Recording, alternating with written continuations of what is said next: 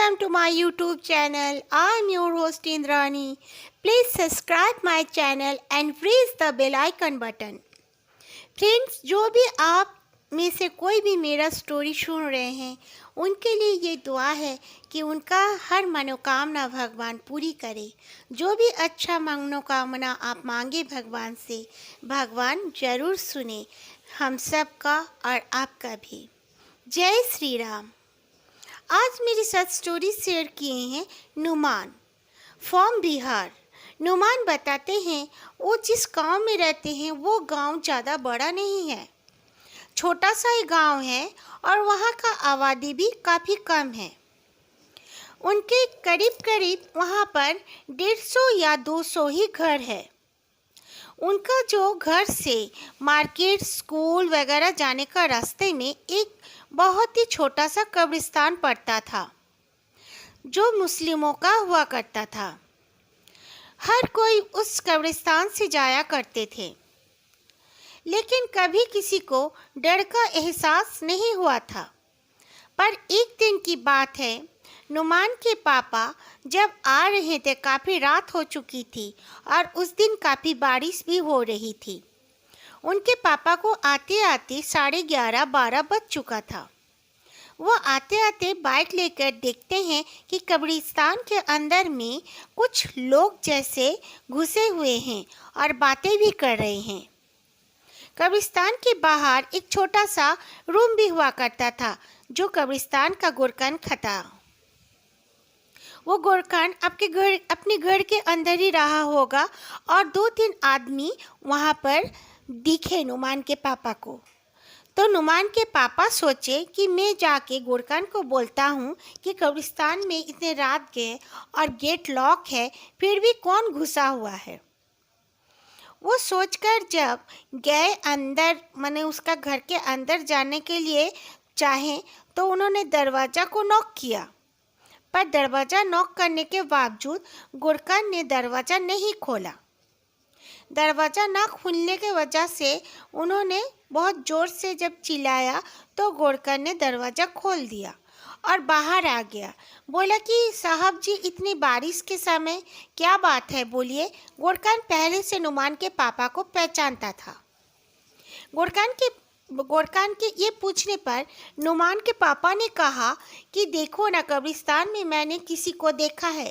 एक नहीं, करीब करीब 3-4 आदमियों को मैंने देखा है।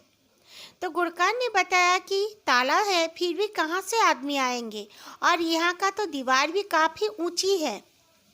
लेकिन फिर भी गोरखान अपना डाउट दूर करने के लिए लॉक को खोलकर जब अंदर गए तो देखे कि 2 कब्र बिल्कुल खुली हुई थी और खुदा भी गया था, पर कोई वहाँ पर दिखने को नहीं मिला। फिर चेक करने पर पता चला वहाँ पर कुछ पड़े हुए थे, जैसे कि नाखून, कुछ एनिमल्स का नाखून, पर, सर, ऐसे कुछ उनको मिला। ये सब देखकर नुमान के पापा ने तो टच नहीं किया और गोरखान को भी मना कर दिया। कहा कि नहीं, तुम कुछ मत करो, चलो पहले हम एक अल्लाह वाले को पूछते हैं, उसके बाद ही हम लोग कुछ पता कर सकते हैं। हम लोग को ये सब टच करने का बिल्कुल भी उचित नहीं है होगा। तो वो दोनों एक मस्जिद में चले गए, लेकिन तब तक सारी मस्जिदें तो बंद होती हैं। मस्जिद के पास में जो अल्लाह वाले के घर था, उस घर में वो गए। जाने के बाद उनसे ये सब बातें बताई। उन्होंने कहा ज़रूर कोई काला जादू कर रहा होगा, इसीलिए ये सब तुम लोग को देखने को मिला। तुम लोगों ने वो छुआ तो नहीं? वो बोले नहीं, हमने कुछ टच तो नहीं किया, पर हमने देखा। तो बोले कि ये तो सुबह ही जाके हम लोग देख सकते हैं, क्योंकि अभी काफ़ी बारिश हो रही है। आप लोग अपने अपने घर चले जाओ। तो वो दोनों अपने अपने घर चले गए। उसके बाद गोरखान सुबह दौड़ा नुमान के पापा के पास आए। नुमान के पापा पूछने पर वो बताया कि साहब जी, कल सारी रात मैं सो नहीं पाया। जैसे कब्र के अंदर से कोई रो रहा है, चीख रहा है, और यहाँ तक कि मेरे दरवाजे के बाहर कोई पायल पहनकर चला फिरा कर रहा है। मैं बहुत डर गया। पहले मैं 3 साल से यहाँ पर हूँ, पर ऐसा मेरे साथ कभी नहीं हुआ। मैं तो वहाँ पर और नहीं रह पाऊँगा, कुछ गड़बड़ ज़रूर है। तो नुमान के पापा ने कहा कि चलो कोई बात नहीं, हम वो अल्लाह वाले जी के पास जाते हैं, उन्हीं से ये सब बात बताओ, हम उन्हें कब्र में मतलब कब्रिस्तान में लेकर चलते हैं।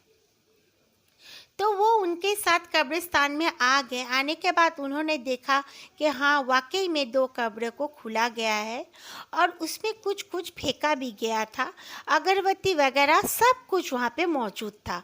बारिश होने की वजह से वो सब गिर चुका था, सही ढंग से नहीं था, लेकिन वहाँ पे प्रूफ सब दिख रहा था कि किसी ने कुछ किया है।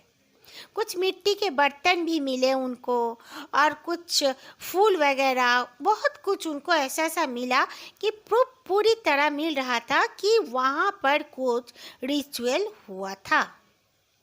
उसके बाद वो अल्लाह वाले ने कहा कि कोई बात नहीं है, मैं यहाँ पर कुछ पढ़ाई कर दे रहा हूँ, कुछ भी सामान है उन्हें तुम लोग बिना छुए अंदर कर दो, गुड़कान को कहा, और फिर जैसा था कब्र उस तरह कर दो, क्योंकि कब्र में जो डेड बॉडी थी वो दोनों ही सही सलामत थे, उनके साथ कोई भी छेड़छाड़ नहीं किया गया था। फिर उन्होंने वैसा ही किया। फिर वो लोग अपने अपने घर आ गए। फिर सुबह दौड़ता हुआ वो गुरकान फिर से वही नुमान के पापा के पास आया और कहने लगा कि साहब जी मैं और वहाँ पर नहीं रह सकता, वहाँ पर आमने सामने किसी का तो घर है नहीं और मैं वहाँ पर अकेला हो जाता हूँ। मैं वहाँ कल भी बहुत डर लगा। उसी तरह बच्चे का रोने का आवाज़ आने लगा और कोई औरत पायल पहन के चल रही है मेरे दरवाजे के बाहर। मैंने जब दरवाजे के नीचे से देखा तो बाकायदा मुझे साया भी दिखा। मैं दोबारा उस घर में और नहीं रह सकता, हो तो मैं ये नौकरी छोड़ के जाऊँगा, लेकिन मैं वहाँ पर और नहीं रहूँगा। तो नुमान के पापा ने कहा रुको, देखते हैं तुम इतने क्यों घबरा रहे हो। बोले नहीं, मैं उस घर में लेकिन नहीं रहूँगा। तो वो अपना गांव चला गया उसी दिन। बोला अगर कुछ आप लोग का व्यवस्था हो तो मुझे मैसेज कर देना या मुझे बुलवा लेना, मैं ज़रूर आ जाऊँगा, लेकिन फ़िलहाल मैं वहाँ पे रहने वालों में से नहीं हूँ। वो कहकर चला गया। और फिर नुमान के पापा ने सबसे कहा, जो वहाँ पे कुछ होते ही हेड, उनसे कहा कि वो गुरकान तो चला गया, वो भी वहीं पे मेंबर थे। तो सब ने कहा कि देखते हैं चलो क्या होता है, नहीं तो कोई दूसरा गुरकान हम लोग फिर से रख लेंगे। लेकिन 15 दिन बीत जाने के बाद भी कोई सही ढंग का गुरकान उनको नहीं मिल पाया था। उसके बाद फिर देखा गया कि एक दिन एक वहीं का एक आदमी को दिखा कि वो जो उन लोग का कब्रिस्तान था वहाँ पर काफ़ी लोग बैठे बहुत ही हल्ला मचा रहे हैं, बात कर रहे हैं। उसने जस्ट थोड़ा सा गेट के पास जाकर देखा तो वो बहुत ज़ोर से डर गया, क्योंकि वो जब वो आदमी लोग को देखने गया थोड़ा सा गेट के पास, उन लोगों ने जब इसको देखा तो उसके आंखें स्पार्क कर रहे थे उन सारे लोगों का। वो देखकर तो बहुत डर गया और डर के मारे बहुत ही हल्ला मचाते हुए वो घर के तरफ आया। बहुत जन बाहर आ गए। आने के बाद पूछने पर उसने बताया मैंने ऐसे ऐसे वहाँ पर देखा है। बाकायदा हर किसी को कुछ ना कुछ वहाँ पर दिखने लगा। एक रोज की बात है, नुमान के चाचा चल कर ही अपने मार्केट से वो घर आ रहे थे। तब ठंड की मौसम हो रखी थी और 9 ही बजा था। वो घर आ रहे थे। आते आते वो देखते हैं कि एक बकरी बोलती हुई उनके पीछे पीछे आ रहा है। तो उन्होंने सोचा कि किसी और का बकरी होगा, चलो मैं इसे ले चलता हूँ घर और फिर वो मैं सुबह देख लूँगा किसका बकरी है। इस कारण में उन्होंने वो बकरी को अपने साथ साथ ही लेके चलने लगे। अचानक से वो सुनते बकरी का बोलने का आवाज़ बंद होके जैसे गुर्राने का आवाज़ आने लगा। उन्होंने जब देखा तो वो बकरी बकरी नहीं, बहुत ही खतरनाक कोई क्रीचर जैसा दिखने लगा। पूरा काला और उसके शरीर में कहीं कहीं बाल है तो कहीं कहीं नहीं, और उसका सर में थोड़ा सा भी बाल नहीं, पर पूरा काला, और उसके आंखें बिल्कुल स्पार्क कर रहे हैं। ये देखकर उन्होंने अल्लाह अकबर कर कहकर आगे दौड़ के गए और बेहोश हो गए थे। उसके बाद नुमान के पापा और दादाजी ने देखा कि उनका भाई अभी तक नहीं आया है। सोचकर जब वो लोग उन्हें ढूंढने आए तो देखा वो रास्ते में उस तरह पड़े हुए थे। जल्दी से उसने उन्हें उठाकर घर ले गए। ले जाने के बाद उनके ऊपर में आयतल कुर्सी पर पढ़ के फूंकने लगे और फिर अल्लाह वाले को भी बुला कर लाए। तो उन्होंने कहा कि इनके ऊपर में ज़रूर कोई वो जो चीज़ है कब्रिस्तान में काला जादू किसी ने किया था, वो चीज़ लोग इसीलिए वहाँ पर आ गए हैं। वही किसी को इन्होंने देख लिया होगा, इसीलिए सहन ना कर पाने के वजह से ये बेहोश हो गए हैं। लेकिन कोई बात नहीं, हर किसी को उन्होंने ताबीज़ दिया, दम किया हुआ पानी दिया और फिर कहा कि एकदम हिदायत दी कि रात को कभी भी उस रास्ते से कोई ना आए। मैं देखता हूँ, कल रात को हम लोग वहाँ पर चलेंगे। क्या बात है, मैं देखता हूँ, क्योंकि ये पूरी तरह मेरी बस की बात नहीं है, कोई अमील को भी लाना पड़ेगा। ये कहकर वो अपने घर चले गए। तो उनका ही जान पहचान का कोई अमील को लेकर आए। शाम के समय में वो कब्रिस्तान में आए। पूरी कब्रिस्तान को उन्होंने विज़िट किया, ज़्यादा बड़ा भी नहीं था, इधर उधर देखा। फिर उन्होंने कहा कि इनके साथ जो यहाँ पर थे पहले से ही थे, बट इनके साथ छेड़छाड़ होने की वजह से ही वो अपने आप को जाहिर करने लगे हैं, वरना पहले कोई कभी इनको ना देखा था, ना महसूस किए थे, ना ही कुछ हुआ था।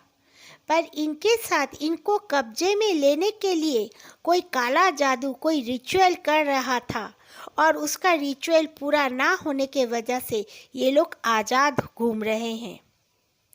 वरना ये लोग शांति से अपना पेड़ में ही गुजर बसर करते थे। इनको छेड़ा गया है, इसीलिए ये लोग नाराज़ हो गए हैं। तो फिर कहा सबने कि क्या किया जाए अब इनके लिए। तो कहा कि कोई बात नहीं, मैं यहाँ पर पूरी 41 दिन तक पढ़ाई करूँगा और इनको उस पेड़ में बांध दूँगा। उस पेड़ को जैसे कोई कभी छेड़खानी ना करे। फिर आप लोग को फिर से ये लोग दिखना बंद हो जाएंगे। वाकई में वो अमील ने अच्छी तरह से पढ़ाई किए। वो 41 दिन तक गांव के कई लोग भी उनके साथ बैठे रहते थे। बहुत ही जियो जिगर वाले होते हैं वो लोग, बैठे होते थे। और फिर उनकी पूरी जब ये रिचुअल हो गया, पूजा पाठ हो गया, उसके बाद उन्होंने कहा अब आप लोग को ये सब नहीं दिखेंगे। वाकई में दिखना तो बंद हो गया है, लेकिन नुमान कहते हैं अभी भी उस रास्ते से आने से कोई ना कोई आवाज़ें ज़रूर आती हैं। अचानक से चिल्लाने की आवाज़ आ जाती है, तो कोई बच्चा रोने का आवाज़ आता है। कभी कभार शाम को भी लगता है कई बच्चे वहाँ पर खेल रहे हैं, जबकि कोई बच्चा कब्रिस्तान में नहीं जाते हैं खेलने के लिए। तो कोई औरत पायल पहनकर चल फिर रही है, ऐसे आवाज़ें अभी भी आती है। और अभी एक गुरकान भी वहाँ पर रहते हैं, लेकिन वो अपनी फैमिली के साथ ही रहते हैं। और वो भी बताता है कि कभी कभी उसका दरवाजे पे जैसे कोई नॉक करके गया है, खोलने पर कोई दिखता नहीं है। थैंक यू नुमान, आपने हमारे साथ ये स्टोरी शेयर की, और आगे भी इसी तरह आप हमारे साथ स्टोरी जरूर शेयर करना। Thank you very much friends. जय श्री राम, जय श्री राम।